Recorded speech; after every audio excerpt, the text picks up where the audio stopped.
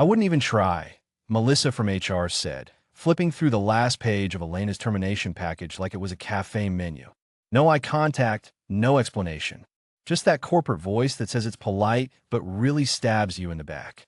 Elena blinked once, and that was it. She didn't scream, didn't cry, didn't ask questions like they probably expected. She just adjusted the strap of her bag, nodded slowly, and took the folder from the desk as if it were radioactive. And God, she even smiled.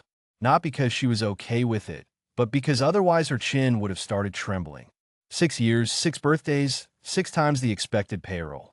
She was the one who stayed until the night to correct a payroll error when the CFO accidentally made a double transfer. She was the one who taught the golden boy, the nephew of the vice president of accounting, even though he called tax forms that piece of paper from the government. She was the one who quietly corrected Melissa's own tax memo before the whole company saw it and the IRS called. But none of that mattered anymore. The new vice president wanted to show results, and firing Elena was the easiest way to pretend they were cutting back for the future. So she sat in the conference room, which smelled of bleach and musty ambition. They told her she couldn't count on unemployment benefits.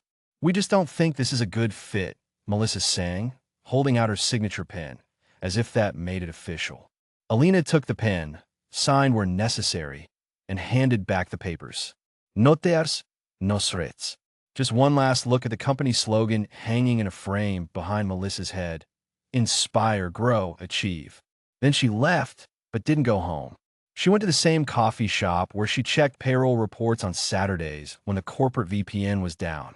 The same peeling countertop, the same lukewarm espresso, the same aching wrists from endless typing.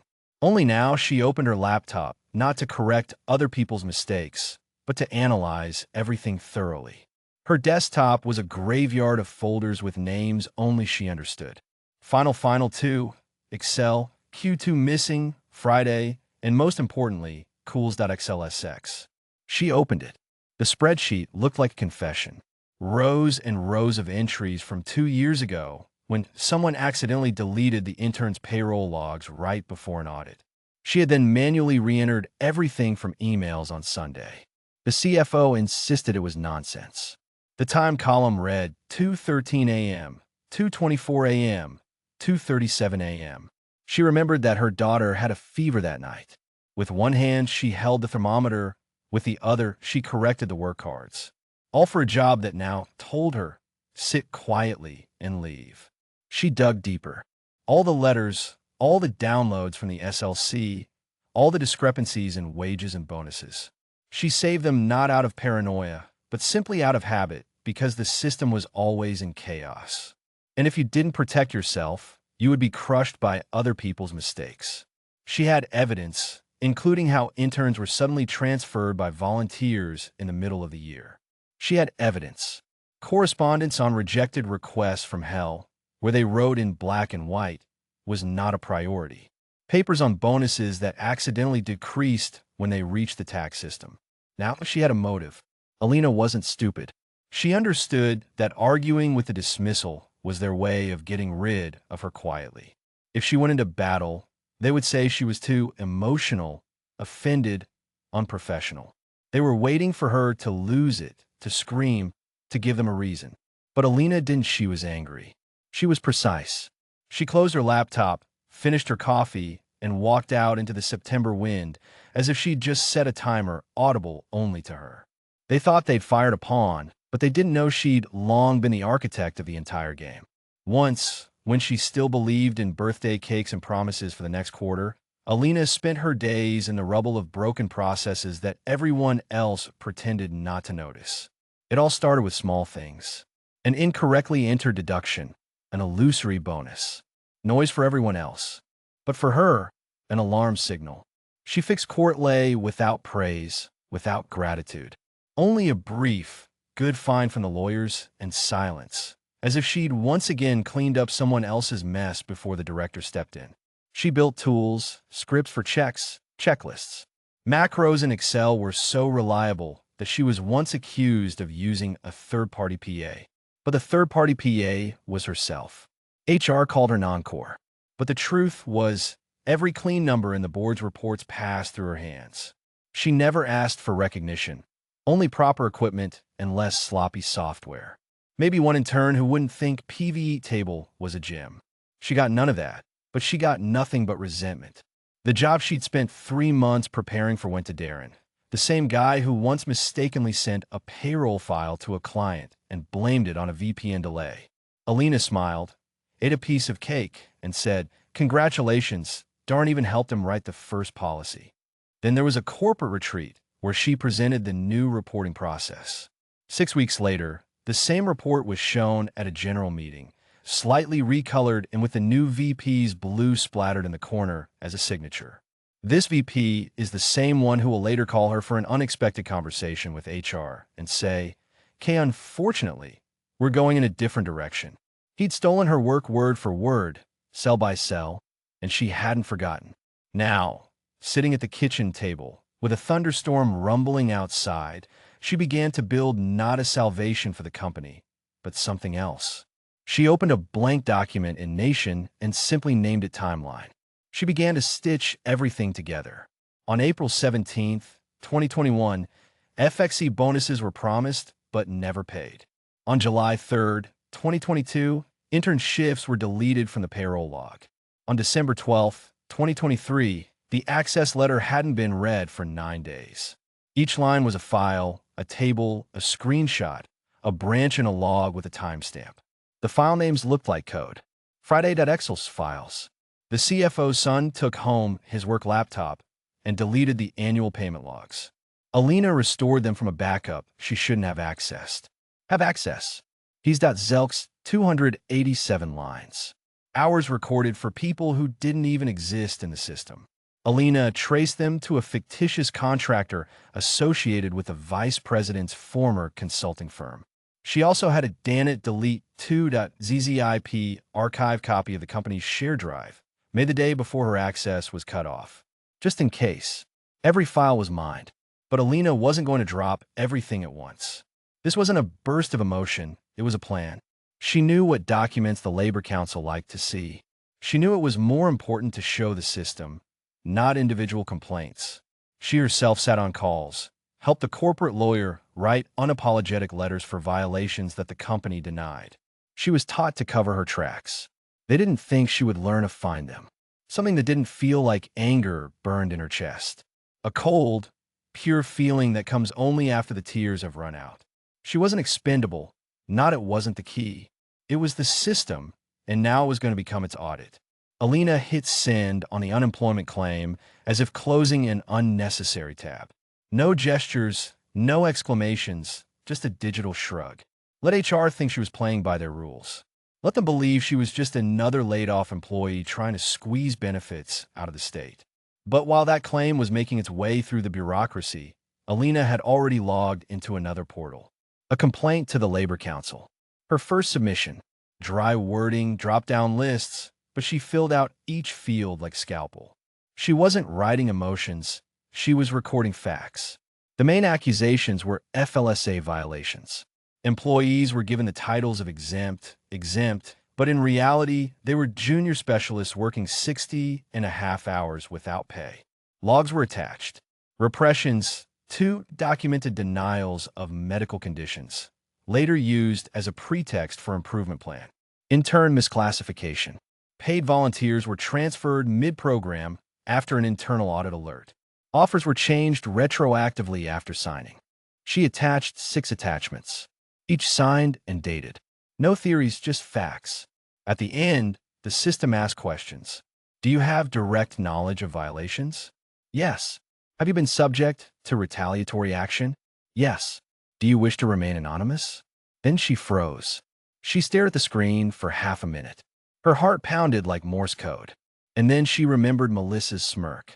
She had once said, "We will dispute this," and press no.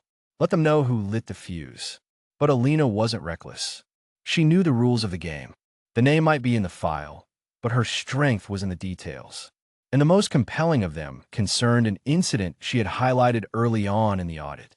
An intern named Tristan, a second-year accounting major, a quiet guy, had never done anything breaks, always double-checking the calculations.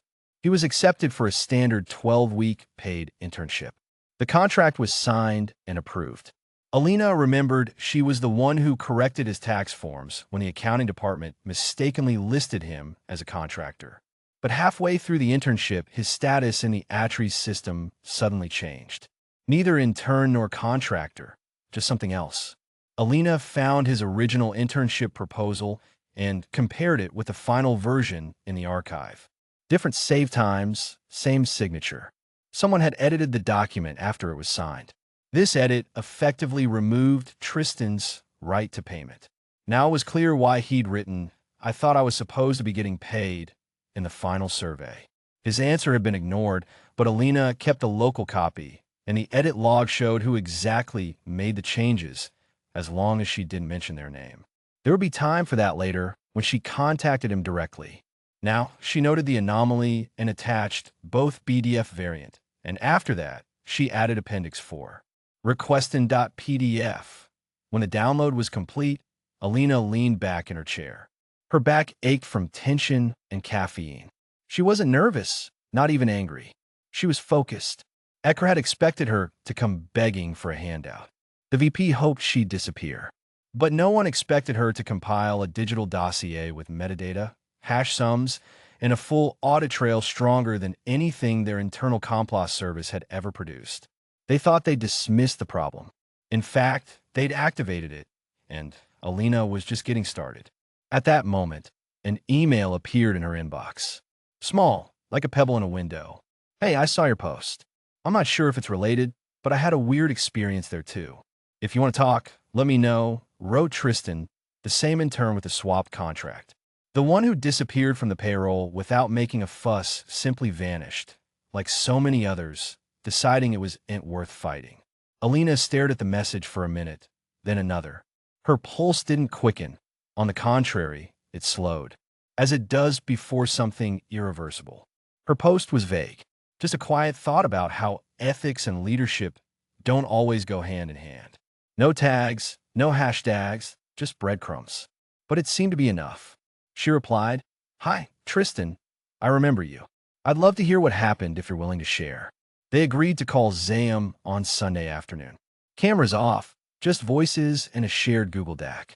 Alina didn't push, asking gentle questions, letting the pauses do the talking, and trying to keep the focus on Tristan, not herself. And he told them everything. He was verbally promised $20 an hour. He even received a welcome email confirming his rate. But halfway through the internship, the payment stopped. When he asked, they told him something about a budget freeze and reclassification. He didn't argue, deciding that maybe he'd misunderstood, or the company was in trouble, or he just wasn't worth the hassle. Alina gently asked if he still had the emails. It turned out he did. That same evening, he forwarded them to her. 3 days later, he sent something else, a screenshot of a signed scam with a date and initials. The payment terms were clearly stated there, and this document didn't match the version that was lying around. In the HR system, which Alina had already saved, the text had been edited. The payment terms had disappeared. Spaces had been inserted between lines to hide the deletion. The timestamp showed the document had been changed a week after it was signed. Alina ran both versions through a PDF comparison program, highlighted all the changes, attached the results, and then, to be on the safe side, checked the server logs, which she had managed to copy before her access was cut off. And there she found direct evidence. A trace of the files being opened and resaved by Elisa from HR on Saturday at 6:17 p.m. She compiled everything into one file. Tristan's statement, the original and the fake, the PDF comparison, the correspondence, and attached it to the Labor Council portal as Attachment 7 in turning. Then she wrote directly to her contact at the council. The subject line was additional evidence plus a second testimony. No emotion, no stories, just facts, just evidence. The response arrived that morning. "Thank you. Your request has been upgraded to an active investigation. Additional questions will follow later." Translation. Now it wasn't the complaint was a real one, and she wasn't the only victim. The next few days moved like a chess match. The Labor Council sent the company an official request for documents. HR urgently called a meeting to agree on policy. A quiet panic was palpable at Ling. Employees hurriedly cleared their email inbox of all unnecessary information. Kristen wrote to Alina.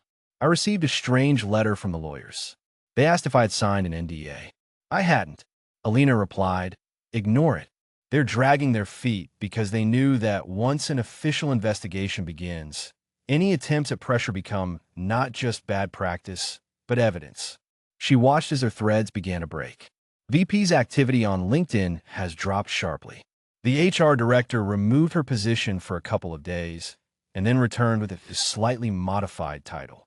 And Alina could only wait. They didn't just set up one employee. They falsified official documents to withhold wages from participants in the federal internship program. She had evidence, the state had her file, and now Alina had support. Her fingers hovered over the keyboard for 10 minutes before she wrote the name Jamiek. They were closer work friends than ordinary colleagues.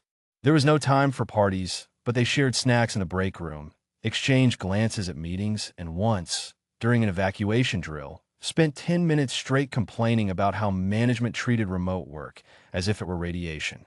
Jamie had lupus. Alina remembered how, in the second year of her illness, the exacerbations were especially severe. Jamie walked towards him, her legs barely bending, wearing sunglasses inside the office, a cry of pain behind every polite nod. Alina remembered those letters too. Hi, Melissa. I remind you of my request to work from home 2 days a week for medical reasons. Is there any news? Then another one. I wanted to clarify if there is an official process for submitting applications. And a dry answer. Unfortunately, we are unable to accommodate your request at this time. We hope for understanding. Then Jamie was crying in the car in the parking lot. Alina sat nearby, silently, pretending that nothing was happening. But now Alina was no longer going to pretend. She wrote to Jamie, Hey, I'm working on a case. Remember your request for a hybrid schedule 2 years ago? I got a response within an hour. Just don't tell me they're still doing the same thing. They called each other. Alina told me what she'd already filed and what evidence she'd gathered. Tristan's case. Fake salary adjustments. An official complaint. Jamie didn't even hesitate. Use everything I sent you. I agree, but I want to remain anonymous. Deal. Alina replied. She dug into her archives, found screenshots of correspondence in SLC, saved emails, even calendar invitations to a performance alignment meeting, where Jamie was called 3 weeks after her last request for working conditions. Alina checked these dates against the internal HR logs that she had saved in advance. In Jamie's personnel file, there was a note about flexibility issues. Alina remembered it well, manually added Melissa. On the same day her medical request was denied, compiled everything into one archive, calling it Exhibit 10. Audit.zips supporting materials. It included 3 emails, downloads from the investigative committee, and 1 internal document with an exact creation date. Alina downloaded the archive and added a note. The applicant wishes to remain confidential, but has consented to the use of materials and context. The next morning, a response arrived from the Labor Council. Evidence received. It will be reviewed under the Audit clause. We'll schedule an interview later. That same morning, Alina received a message from an IT professional she knew who was still working internally, who forwarded her a note from the SLC. Team, lawyers are looking for old documents on ad requests, especially for 2022 to 2023. Urgent by the end of the day. HR began to panic. They thought Alina would simply lose it, burn out, and go quiet under the pressure of HR and their manipulations. But she acted differently. She had witnesses, digital evidence with timestamps, and a history of changes that no PR could wash away. And most importantly, this wasn't just about Jamie, not just about Tristan, and not even just about Alina herself. It was a system, a repeating pattern, documented and proven. Alina was building a paper trail that no promotion for a VP could save. The first sign came via LinkedIn. Melissa, the HR director, posted a smiling photo with a latte and a caption. Some mornings require extra coffee and an even more thorough update of HR policy. Complern Lattice Leadership Lattice. For a woman who once told an employee, "I don't believe in burnout," this looked like panic in a business suit. Alina grinned. It had begun. By Thursday, rumors were already circulating around the office. Not loud, but sharp, like paper clips breaking in an old printer. A former colleague had secretly written to her. "Listen, weirdo, what's the atmosphere like today? Rumor has it that the Labor Council called the lawyers directly. Is this by any chance your doing?" Alina neither confirmed nor denied anything. She didn't have to, but she knew she had to act quickly because she'd seen it before. Silent locks, sudden system cleanups under the guise of maintenance, the sudden disappearance of shared folders marked archive. Alina logged into the service portal she'd created herself before she was fired. It was her last side project, a system for tracking changes in financial audits. No one really used it. No one appreciated it or understood how to properly disable it. But there was one problem. Alina had left a small backdoor there, not a virus, just an old developer's access linked to her work email, which had never been disabled. Every week, she copied the portal logs from Courtlay and kept them on her computer. And even on the day of her dismissal, at 7:16 a.m., she still had the latest backup. Now Alina opened the encrypted archive from the external drive, and she compared it with the public timestamps on the server.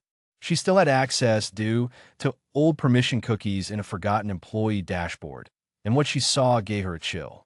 The log showed the deletion of document 2021 bonus MSH XLSX. Correspondence regarding an AdApprox. File with the policy for interns. Version 3 signed. Deletion time, 2:30 a.m. Access via internal VPN. Manual purge. They weren't just nervous, they were destroying evidence. But Alina saved everything. She compiled a new XZB14 archive. It included deletion logs, backups, screenshots of journal entries, file lists, and more. IP traces and time differences. She added a note at the top. In response to your request, additional materials on possible data destruction during an active investigation. After 10 minutes, the server finally kicked her out of the system. Access was blocked, but it was too late. The evidence has already been sent and saved. The server can be cleaned, but the trace has become radioactive. And somewhere in a conference room, surrounded by dried ferns and nervous managers, someone is about to realize they deleted the wrong thing. After all, Alina didn't just build their systems. She outlived them. And the company's reaction was predictable and pathetic. They sent an official letter to the Labor Council full of passive legal talk. "We believe the request is retaliatory and related to the former employee's personal grievances, not systemic problems." The letter was full of corporate buzzwords about transparency and collaboration, but Alina immediately realized it was an attempt to stall for time. That same HR approach. If you ignore the fire, it might go out on its own. But fire is not gas. The Labor Council didn't believe it. Instead, they demanded new documents. The deadline was 2 weeks. No extension. Panic erupted within the company. An old friend from accounting wrote about Lena. Lawyers took over the entire third floor. Melissa looks like she's aged 6 years and 6 days. They rewrote their code of conduct again. Now they called honesty consistency. Alina didn't laugh, didn't even smile, just took a sip of tea and opened a tab that had been waiting in the wings for weeks. It was the page of journalist Lena Fan Opitnaya, a straightforward woman who had already written 2 high-profile investigations into violations in the tech industry. Alina had bookmarked it the same day she filed a complaint with the Labor Council. Now she wrote a letter. Subject: Council. Possible violations of labor laws. Several complaints. Text: Lena, I've been following your work for a long time. It looks like a story may be brewing. Denial of applications. Misclassification of interns. Pressure after complaints. Several participants. An official investigation is underway. There will be no documents or names. Just one clue. Watch the week of October 21st. There was no signature. No continuation either. She wasn't looking for headlines. She just needed a flashlight beam pointed in the right direction. And then waiting. Every Alina spent the morning updating the Labor Council portal. Every night she reread the collected documents, wondering which one would break first. Meanwhile, The company was beginning to feel suffocated. The vice president who had orchestrated her dismissal suddenly went silent. His daily posts about leadership and Roa culture disappeared. Only the phrase, taking time to reflect and reset, remained on LinkedIn. The translation was simple. The lawyers had ordered silence. From the outside, the company looked the same: press releases, job postings, another section on diversity that no one read. But Alina felt the tension, like fine cracks in glass under pressure. They were trying to stall for time, but it was unstoppable. Alina knew her work was done. There would be no more letters or documents. She let the silence grow. Only long walks, strong coffee, and the calm feeling that the denouement was inevitable. She had planted all the seeds. Now all that remained was to wait for the harvest. Tuesday, 9:12 a.m. Receptionist Jen, one of the few good people there, sent her a quick message. "They're here." Alina didn't answer, just closed her laptop and went to the coffee shop across the street. There, at the same table by the window where she'd written her last report 6 weeks ago, 2 unsweetened creamers and a perfect view of the lobby through the panoramic glass. Inside, everything unfolded like a performance. 2 agents, business attire, confident stride, folders in hand. No sweets, no bump. Just a quick flash of ID and a calm phrase, spoken by heart. "We're looking for Melissa Lyer, the director of HR." Jen pressed the intercom button in a calm voice, as if she'd rehearsed it beforehand. A couple of minutes later, Melissa appeared. Her heels clicked, her jacket pressed, and her sled straight. The same strange smile with which she'd once told Alina, "We'll contest this." But this time, it wasn't her turn to speak. One of the agents handed her a thick folder. Melissa took it as if it were a gift. Her smile was smug, her eyes searching for a weak spot. But as soon as she opened the first page, the color drained from her face. She didn't even have to flip further. On the cover, in large, bold letters, was written an official employment complaint. Alina Mrazes' case number 4582. There were also a list of violations. In dry paragraphs, in black letters. Misclassification of interns. Denial of accommodations for people with disabilities in response to complaints. Violation of the FLSA and manipulation of positions to avoid pay. Falsification of documents during an investigation. Each item had its own number and a link to evidence. The agents didn't explain anything, and there was no need. Melissa froze in place, her lips parted, her eyes blinking, as if she hoped the folder would disappear on its own. The same vice president who had once signed off on Alina's dismissal peered out into the hall behind her. He saw the government insignia and immediately retreated, as if he'd accidentally walked into the wrong funeral. Alina saw the fox's fingers tremble through the window. Just a little, not enough for anyone else to notice. But she recognized that hand. That hand had signed a resignation. That same hand had written the cultural questions on Jamie's refusal letter.